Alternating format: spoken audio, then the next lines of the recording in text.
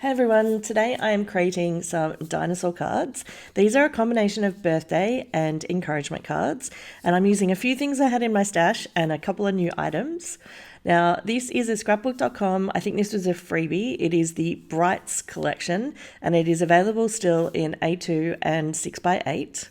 I'm also using a couple of products from Spellbinders. I have the Dinosaur Birthdays die set, and I'm not using all of it. I'm just using some components. So some of the accessories I'm not going to use today. And I'm using the Monster Collection Happy Birthday sentiment stamps. So both the dinosaur and the stamp set are from the same Spellbinders collection. I will put links below, so if you're looking for any of these products, they should be pretty easy for you to find. I'm also using these Tim Holtz blocks, and as you can see here, I'm trying to show they're really, really thin compared to some of the thicker style of blocks, and I haven't really used them before, so I thought I will try them out today and see how I go. This pack has, I think, 5 or 6 different ones in it, and so I'm just picking out one of the small ones because my sentiment today is just happy birthday from this set, and I don't need such a big block, so we will see how this goes. I'm also using Versafine pigment ink, and I think I mentioned in a couple of my videos, I used to have the one with a flip top lid, and I've now switched it to a new one that I purchased, which the lid comes off completely, and I find it a million times easier. I still have my other one as a backup just in case, but with this new one, I do find it a lot easier not to have to deal with the flipping lid all the time. I tend to stick my finger in the ink pad when I use that one. So just running through here and laying out a whole bunch of scrap white cardstock. So this is one of my favorite things to do with scraps. I lay them out and I do loads and loads of sentiments at once.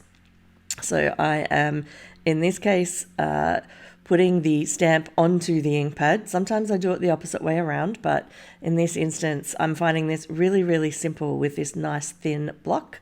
It's really close to my mat, so when I'm doing it, I can line it up really, really nicely. And you can see here, I'm going through really, really fast, and this is double time, but when I do it, I don't try and make all of them absolutely perfect. I'm happy to spend a bit of time with my trimmer to clean up the angles to get those sentiments correct, rather than spend a lot of time on the stamping step. Now, because at this stage I already know that I have some leftover card elements that I had pre-packaged up into some card kits, I've picked out a couple of the colors that complement each other. So just a darker and lighter yellow and a darker and lighter orange, because when I put these together, you can use the die cut elements to complement each other and create the dinosaur itself.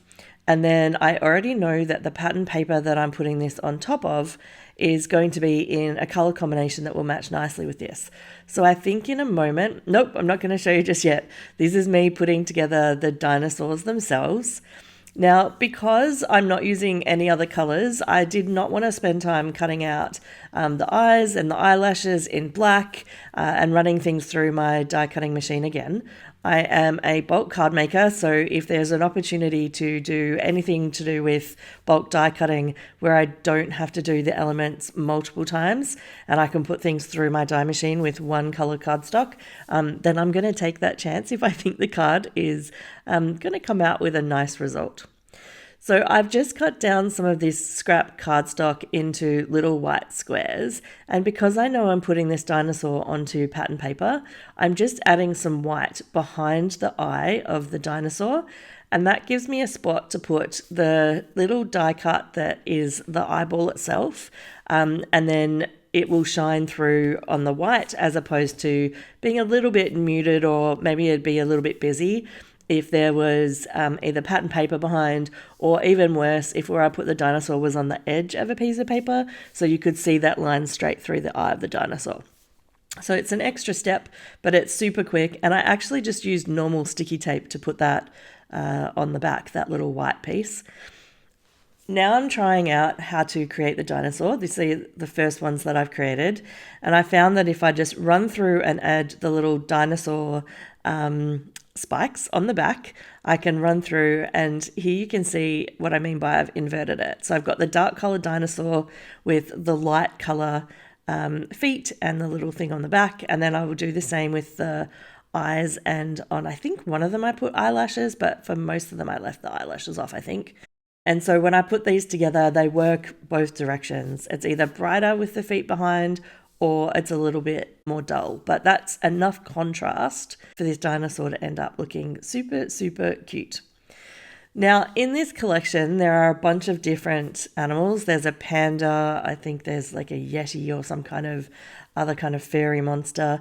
I picked the ones that had the least number of elements, again, just because I knew I was going to be doing them bulk style. And if there's only a few elements to stick together, then it's just a lot quicker to make super cute cards. So all of them are absolutely gorgeous. And maybe I'll link to the whole collection below. So if you want to go check them out, you can.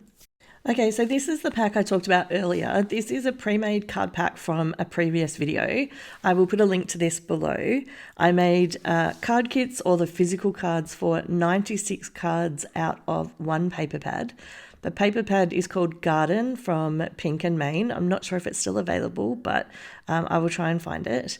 And I used the Call Me Crafty Al sketch from June 2022. So I'll put a link to everything down below, but see how they match the pattern papers really nicely.